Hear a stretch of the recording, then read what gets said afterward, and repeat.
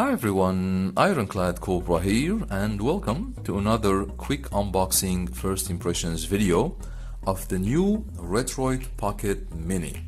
Now before we start, let me just say huge thank you to Retroid for sending this review unit.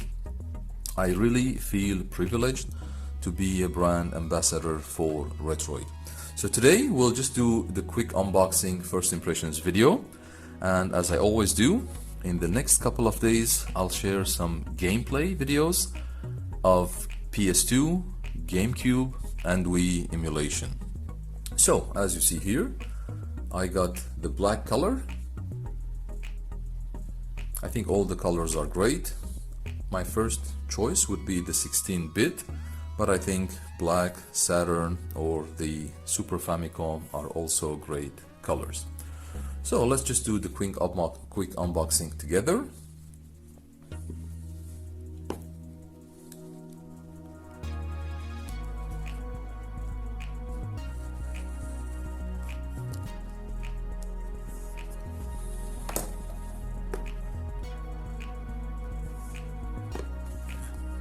Okay.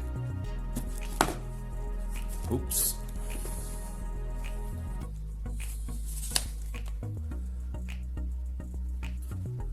So the padding, the unit itself, I'm super excited of these beautiful new handhelds from Retroid. This is the Mini today, and of course I guess the next month they'll start shipping the Retroid Pocket 5. I should be getting also a review unit for the Retroid Pocket 5 as well. So today we'll just do a quick unboxing of the beautiful Mini. As you see, user manual, probably with the hotkeys that you need. Okay, and then here we have USB-A to USB-C charging cable.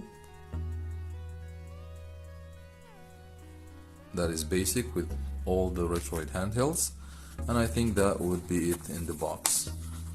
Okay, so let's look at the beautiful Retroid Pocket Mini.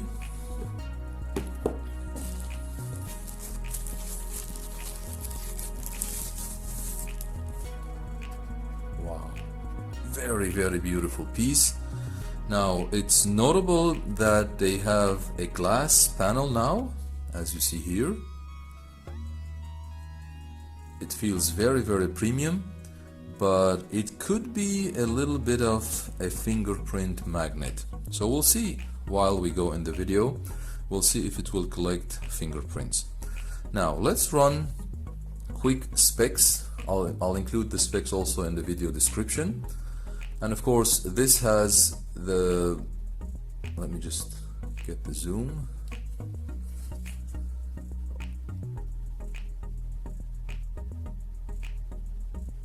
Yeah, so this has a 3.7-inch AMOLED screen with a resolution of 1280 by 960. Very beautiful screen, and it's bezel-less. It has no borders, similar to the Adreno devices, and very high build quality.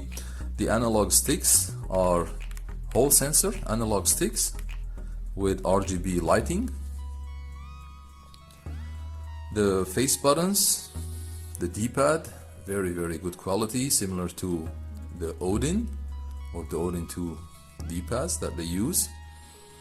And then you have the regular, interface buttons, the play, the back, the home button, and the view button. Front firing dual speakers here on the sides, very good design. At the bottom we have the USB-C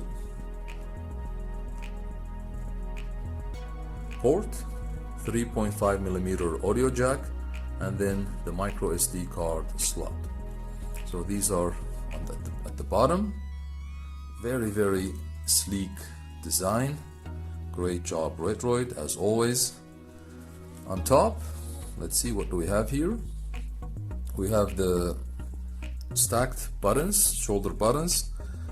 We have the on and off button, we have the volume rocker, and then we have the exhaust vent. Now, I would normally sniff the vent, but I know this is Stubbs territory, so I'm not gonna do it.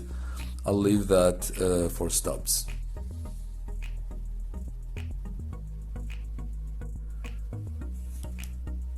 The shoulder buttons and triggers are a bit clicky, but they are very good quality and good feel. At the back we have the active cooling, which is a great feature by Retroid. We'll talk about the grips in a minute because I'll do some comparison against the RG XXH and as well as my 405M. Now, super cool design, good ergonomics, and of course the operating system on the Mini, it's shipping with Android 10, but there will be, I think in mid-October, an OTA update that you can update it to Android 13, and there might be a chance to have a dual boot with Linux from an SD card. So I think that will be a great feature, so you can have it as an Android device or as a Linux device as well. I'll include the link of the Retroid Discord in the video description, so you can check their announcements and news on their devices. Okay, so I think, what else do we have? The performance on this, the CPU is, or the chipset is the Snapdragon 865. The GPU is Adreno 650. So I think it will be able to play most of the PS2, GameCube and Wii titles. Now, this is still less powerful than the Odin 2 Mini that has the Snapdragon 8 Gen 2, but remember, this is also almost half the price. So I think for the price to performance ratio, this is still a great device. The retail price of the Mini is around $200 US, and as I mentioned, if you are looking for a pocketable, good build quality, amazing OLED screen and cool device, I think the Mini will be a great fit for you.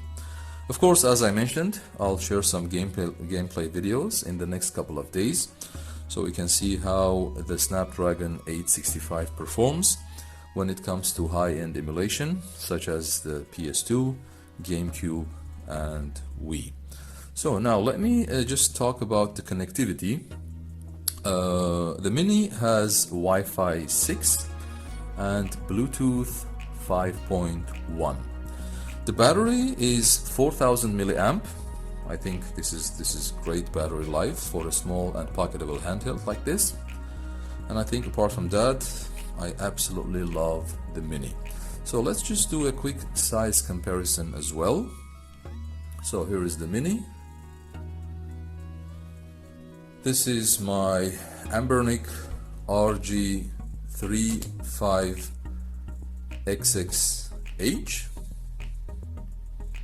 As you see, head-to-head comparison. So actually the size of the 3.5-inch screen is very close to the the size of the Mini's 3.7-inch screen is very similar to the 3.5-inch.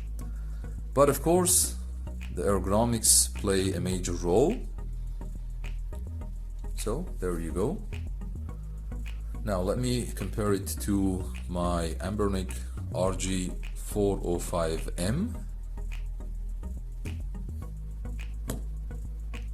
The 405M, as you see, has a bigger screen, which is 4.0 inches.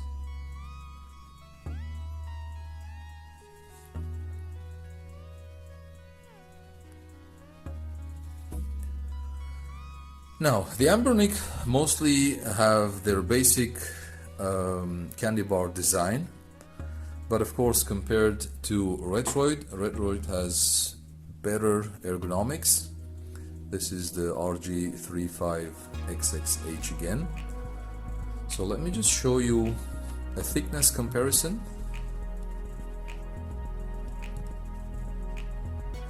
Okay, let me try to zoom in. Yeah. So the Mini is still thicker than Ambernic, but of course that thickness will give you much better grip. Okay. Now let me get the 405M. As you see, same thing. Very, very good grips.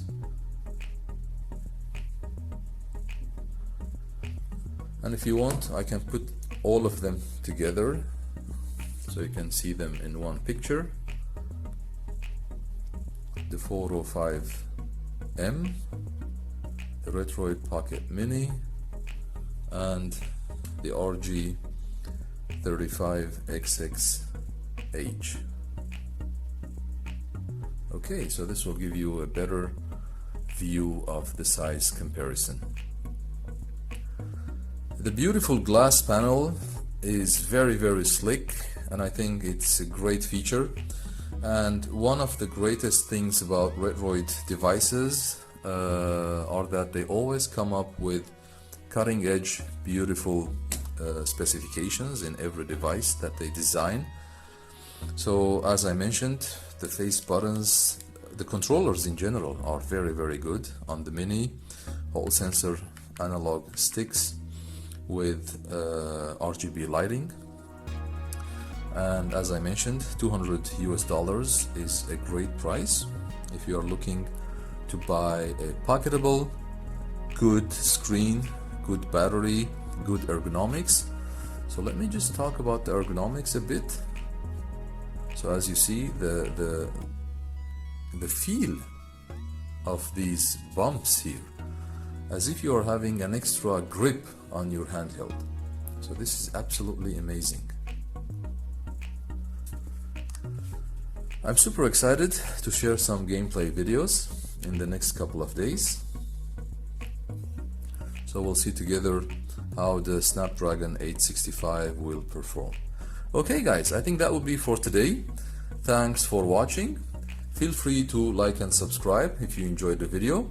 And always remember, we don't stop gaming because we grow old. We grow old because we stop gaming.